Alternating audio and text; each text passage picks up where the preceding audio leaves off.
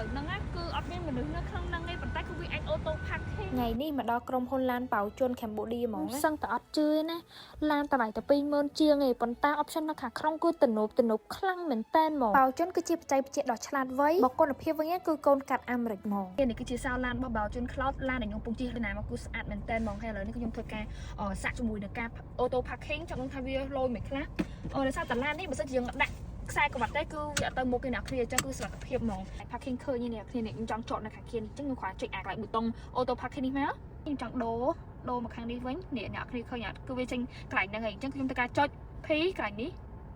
នេះគឺគេអូតូមក auto parking អ៊ូលយខ្លាំងមែនតើហ្មងអ្នកទាំងអស់គ្នាហើយអាយ៉ែមកគឺ safe ខ្ញុំបាច់ព្រួយបារម្ភបើសិនជាករណីវាមានបញ្ហាអីគឺវានឹង alert ប្រាប់យើងភ្លាមហ្មងវ៉ាវចំណុចពិសេសមួយទៀតរបស់ឡានហ្នឹងឯអ្នកគ្នាពេលដែលយើងនៅខាងក្រៅក៏យើងអាចធ្វើការ auto parking ដោយខ្លួនឯងគ្រាន់តែបញ្ជានៅតាមសោឡានក៏បានដែរនិយាយទៅ auto parking គេហ្នឹងគឺចតឡានថងជាងខ្ញុំចតឡានខ្លួនឯងទៀតកំពុងតែនៅចិត្តនេះគឺជាប្រភេទឡានដែលអគ្គិសនីសុទ្ធអញ្ចឹងសម្រាប់ចំពោះឡាននេះគឺគេមានពីរចំនួនអ្នកគ្នាចង់អគ្គិសនីលេសាំងក៏បានឬក៏អ្នកគ្នាចង់យកអគ្គិសនីសុទ្ធក៏បានដែរអ្នកគ្នាមកមើលជាមួយនឹង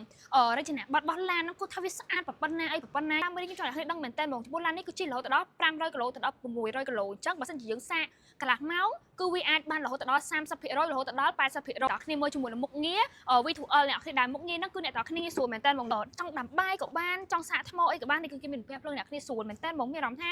ឡាននេះគ្រាន់ទិញមកគឺទិញជិះហ្មងហើយនេះជាមួយនឹងខាងក្រោយគេនេះក៏ធំតលីដាក់វ៉ាន់បានច្រើនពេលដែលយើងចង់បាត់និយាយទៅទំនើបមកអូខេឥឡូវនេះខ្ញុំឲ្យអ្នកទាំងគ្នាមើលនៅខាងក្នុងម្ដងនិយាយទៅចំពោះពួកគេគឺតុនស្រួលអង្គុយហើយមានជាមួយនឹងកៅអីអូតូដែលមានក្តៅត្រជាក់ចង់ខ្យល់ក៏បានឡាននេះដែរគឺគេមាន sensor រហូតដល់12គ្រាប់ជុំវិញឡានហ្នឹងមក screen នេះគឺ 15.6 អ៊ីងហើយមានភ្ជាប់ជាមួយនឹងកាមេរ៉ាជុំវិញឡានហ្នឹងគឺរហូតដល់540អ្នកគ្នាមើលបានណានេះខ្ញុំចុចទៅនេះឃើញទេកាមេរ៉ាគឺជុំវិញឡានមកខ្ញុំចង់ប្រាប់អ្នកទាំងគ្នាថាចំពោះឡានបៅជន់ Cloud នេះគឺវាត្រូវបានសហការជាមួយនឹងក្រុមហ៊ុន GM ដែលមកពីសហរដ្ឋអាមេរិកចឹង